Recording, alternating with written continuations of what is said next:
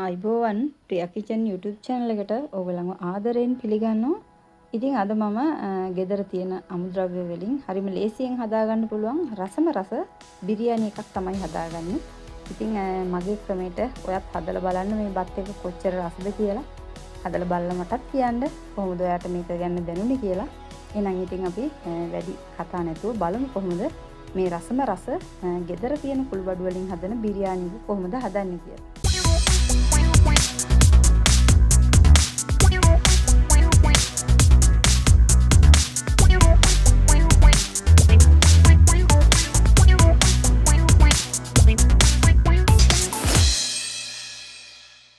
මම භාජනයක් ලිපේ තියලා ඒකට ඉස්සෙල්ලම බටර් මේස හැඳි දෙකක් විතර දානවා.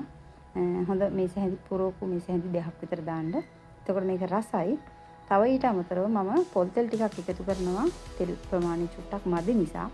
ඔයා කැමති නම් මේක බටර් වලින්ම විතරක් හදාගන්නත් පුළුවන්.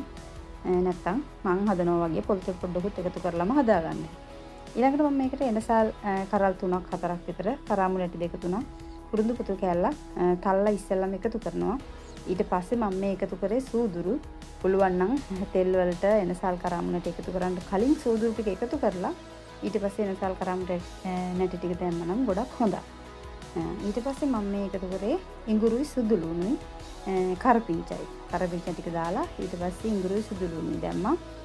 ඉඟුරු අඟලක විතර කෑල්ලක් සහ ලොකු සුදු ලුණු ටික 5ක් 6ක් විතර මම එකතු කරා.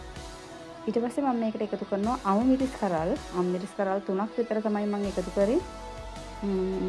ඔයාට පුළුවන් ඔයාගේ රස අනුව අමිරිස් කරල් 4ක් 5ක් වුණත් එකතු කරන්න. අමිරිස් කන්න කැමති කෙනෙක් නම් එහෙම එකතු කරගන්න. ඊළඟට මම මේකට එකතු කරා ලොකු බීලුණු ගෙඩියක්. ඒ කියන්නේ සාමාන්‍ය ප්‍රමාණයේ ගෙඩියක් දානවා නම් ගෙඩි දෙකක් විතර දාන්න. බීලුණු එකතු කරන තරමට බත් එක රසයි. එකතු කරලා චුට්ටක් මෙන්න මේ වගේ පොඩ්ඩක් බැදෙනකන් තියන්න ඕනේ. දැන් අපි දාපු පහේ ටිකක් හොඳට මේ වගේ බැදුනට පස්සේ තමයි අපි පහේ කුඩු එකතු කරන්නේ. මම මෙතන එකතු කරනවා මිරිස් කුඩු. මිරිස් කුඩු මේසෙ හැඳි දෙකක් විතර මම එකතු කරනවා ඉස්සෙල්ලාම. මදි වුණොත් පහේ ටික කලවම් කරාම පොඩ්ඩක් රස බලලා තව එකතු කර හැකියි. ඊළඟට මම මේ එකතු කරේ බිරියානි පවුඩර්. ඉතින් බිරියානි පවුඩර් නැත්නම් ඔයාලට ගෙදර මස්කරි පවුඩර් තියෙනවා නම් මස්කරි පවුඩර් එකතු කරන්නත් පුළුවන්. ඒ දෙකම නැත්නම් ඔයාලට පුළුවන් මිරිස් ටික අමුවෙන්ම දාලා 3-5 පොඩ්ඩක් කබලේ පොඩ්ඩක් බ්‍රවුන් පාට වෙන්න බැදගෙන 3-5 එකතු කරන්නත් පුළුවන්. ඊළඟට මම එකතු කරා කහ කුඩු සහ ලුණු කුඩු එකතු කරලා මේ ටික හොඳට පොඩ්ඩක් කෙලේ මැල වෙන්න දෙන්න ඕනේ. විනාඩියක් මේ දෙකක් නෙමෙයි විනාඩි 3-4ක් විතර අඩුම ගින්දරේ මේ පහේ ටික හොඳට මල වෙන්න දෙන්න. එතකොට තමයි මේක හොඳ රස බත් එකක් විදිහට හදාගන්න පුළුවන් වෙන්නේ. ඉතින් මම ඉක්මනට දෙන්නුවට ඔයා එහෙම චුට්ටක් වෙලා තියලා ගන්න. ඊළඟට මම මේ එකතු කරන්නේ මුදවපු කිරි. මුදවපු කිරි ඇත්තටම මේස හැඳි දෙකක් තමයි ඕගොල්ලන්ට එකතු කරනවා පේන්නේ. මොකද මේ දෙක එකතු කරනකොට මට ලයිට් ගියා. ඊට පස්සේ මම මේකට තව මේස හැඳි 3ක් එකතු කරා. ඒක මට පේන්න මේ වීඩියෝ එකේ නෑ. ඔයා අනිවාර්යෙන් මුදවපු කිරි තියෙනවා නම් මේස හැඳි 4ක් හෝ 5ක් එකතු කරගන්න. පත් එක හරිම රසයි. ඒ වගේම ඔයාට මුදවපු කිරි නැත්තම් කරන්න තියෙන හොඳම දේ තමයි හොඳ මිටි කිරි වලින් පොල් කිරි ටිකක් එකතු කරන්න. හොඳ මිටි කිරි වලින් පොල් කිරි ටිකක් එකතු කරගන්න. ඒක අර වගේම රසයි රසයේ කිසිම වෙනසක් වෙන්නේ නැහැ. ඊළඟට මම මේ එකතු කරේ ඒ ටික හොඳට ටිකක් වෙලා තියලා නැටෙව්වට පස්සේ තඹගත්ත බිත්තර 4ක් එකතු කරා. මම මේ හදන්නේ බිත්තර බිරියානි එකක් හින්දා තඹගත්ත බිත්තර 4ක් එකතු කරා. ඊළඟට මම මේ ඔයාලට පෙන්නුවේ වියලි මිදි. ප්ලාමිස් කියන්නේ අපි ප්ලාමිස් ටිකකුත් මේකට මම එකතු කරනවා. මේ වෙලාවේ කජු තියෙනවා නම් කජු දාගන්නත් පුළුවන්. ඉතින් ඔයාලට ගෙදර තියෙන ඕන දෙයක් එකතු කරගන්න පුළුවන්. මේකට කජු ටිකක් තියෙනවා නම් කජු වියලි මිදි තියෙනවා නම් වියලි මිදි ඒක ඔයාට ඔයාගේ කැමැත්ත අනුව එකතු කරගන්න හැයි. එකතු කරලා බිත්තර ටිකක් එකතු කරලා විනාඩි 2-3ක් අඩු ගින්දරේ මේක හොඳට වහලා තියන්න. අනිත් තව විශේෂම දේ තමයි මේ වෙලාවේ ඔයාට තියෙනවා නම් බිත්තර ටික එකතු කරන්න කලින් මේක ගොඩාක් රස කරගන්න පුළුවන්. ගෙදර තියෙනවා නම් තක්කලි ගෙඩි දෙකකුත් කපලා අනිවාර්යෙන් මේකට එකතු කරන්න. ගෙදර තක්කලි තියෙනවා නම් නොදා ඉන්න එපා. තක්කලි ගෙඩි දෙකක් දාලා ඒක හොඳට නැටුවට පස්සේ පහේ ටිකත් එක්ක ඊට පස්සේ බිත්තර ගෙඩි 4 දාලා විනාඩි 2-3ක් මම මේ වහලා තිබ්බා වගේම වහලා තියලා ඊට පස්සේ ඔයාගේ හාල් ටික එකතු කරන්න. එතන මම පාවිච්චි කරේ බාස්මති හාල්. හැබැයි ඔයාට ගෙදර තියෙන සම්බහාල් නම් සම්බහාල් එකතු කරන්නත් පුළුවන්. ඒකේ කිසිම වෙනසක් නැහැ. එකතු කරන හාල් එකේ බාස්මති හාල් එකතු කරාම බත් එක ටිකක් හරි සුවඳක් එනවා. අමුතු සුවඳක්. ඔයාලා දන්නවා බාස්මති හාල් ගැන. ඉතින් ඒ සුවඳත් එක්ක අර පහේ එකතු වුණාම පුංචි රසක් තියෙන්නේ. හැබැයි බාස්මති හාල් නෑ කියලා මේ සම්බහල් එකතු කරා කියලා කිසිම වෙනසක් වෙන්නේ නෑ. ඔයාට පුළුවන් සම්බහල් එකතු කරන්න. මම ඒකයි කිව්වා ඔයාට තියෙන ඕන දෙයක් එකතු කර හැකි. මුදොක් කිරි නැත්තම් හොඳ මිටි පොල් කිරි ටිකක් එකතු කරලා මේ බත් එක රසට උයා ගන්න පුළුවන්. ඊළඟට හාල් දාලා ඉවරලා කලවම් කරලා සාමාන්‍යයෙන් බත් එකක් දෙන්න දාන වතුර ප්‍රමාණය ඔයා දන්නවනේ. ඒ ප්‍රමාණයට වතුර ටික දාලා බත් එක තැම්බෙන්න තියන්න. ඊළඟ මම මේ කරන්නේ බීලුණු ටිකක් වෙනම අනිත් ලිපේ තියලා බීලුණු ටිකත් මේක බෙදලා ගන්නවා. බීලුණු ටිකක් එකතු කරාම බත් එක මාරම රසයි. ඉතින් ඒ ටික බෙද ගන්න අතරට අනිත් පැත්තේ මගේ බත් එක ඉදුණා. මොකද බාස්මති හාල් ටිකක් ඉක්මනට ඉදෙනවා මේ බත් එක.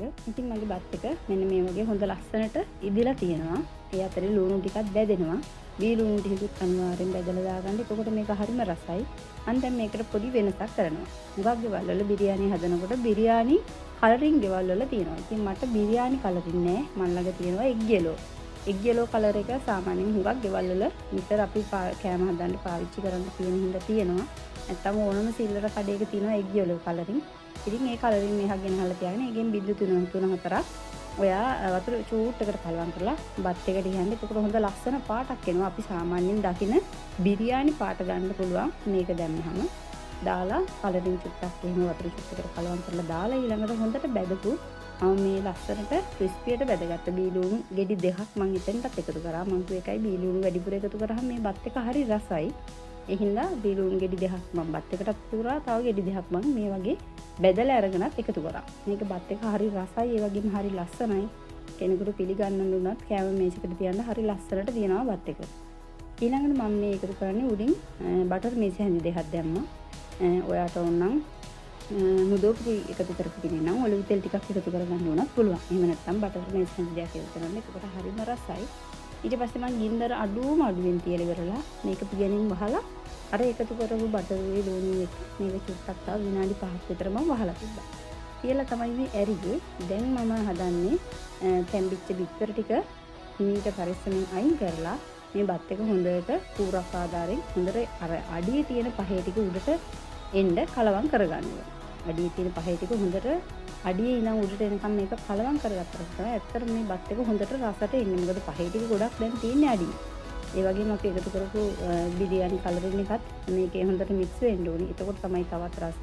මේ කලරින් එකේ කිසිම ශරීර ආබාධයක් එහෙම නැහැ. ඒ නිසා ඔයාට පුළුවන් මේ යෙලෝ කලරින් එකේ චුට්ටක් එකතු කරලා මේ බත් එක හදාගන්න. ඇත්තට හරිම රසයි. මම ඒකයි කිව්වේ මේ කලවම් වෙනකොට මේ අම්මිරිස් කරල් දෙක උනත් මේ බත් එකේ මේ පහ මේ වැටිලා තියෙන පහෙත් එක්ක මේ අම්මිරිස් කරල් ටික දැම්පුනහමත් ඒකේ හරිම රසක් තියෙනවා. ඉතින් ඒ හින්දා ඔයාට ඔයාගේ රස අනුව අම්මිරිස් එකතු කරගන්න පුළුවන්. මෙන්න මේ වගේ ලස්සන බත් එකක් හදාගෙන කෑම මේසෙකට අරින්න පුළුවන්. එතකොට බොහොම පොඩි ව්‍යංජනයකින් දෙකකින් එන කෙනෙකුට සංග්‍රහ කරන්න උනත් පුළුවන්. ගොඩාක් ಜಾති හදන්න ඕනේ නැහැ. ගෙදර කන්න නම් මේ බත් එක මේ විදිහට කන්නත් පුළුවන්. පොඩි අයත් මේකට ගොඩක් ආස වෙයි. ඉතින් ඔයාට ඔයාගේ කැමති ව්‍යංජනයක් එක මේක කන්නත් පුළුවන්. නැත්නම් මේ විදිහට කන්නත් පුළුවන්. ඉතින් මෙහෙම තමයි මම අද මගේ ක්‍රමයට මේ බිරියානි එක හැදුවේ.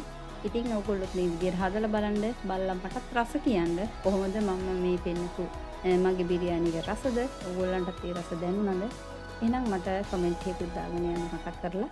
ඉතින් ඒ වගේම අදත් ආදරෙන් ඉල්ලනවා මාව සබ්ස්ක්‍රයිබ් කරලා නැත්නම් සබ්ස්ක්‍රයිබ් කරලා යන්න. ඒ වගේම ලයික් කරන්න. කමෙන්ට් එකක් දාලා යන්න. ඒ වගේම යාළුවෙකුටත් මේ දේ දැනගන්න ෂෙයා කරන්න කියලා ආදරෙන් මතක් කරන ගමන් අලුත් වීඩියෝ එකක් අරගෙන ආයෙත් එන්නම්. එතකන් ඕගොල්ලෝ හැමෝටම සුබ දවසක් වෙන්න කියලා ප්‍රාර්ථනා කරනවා.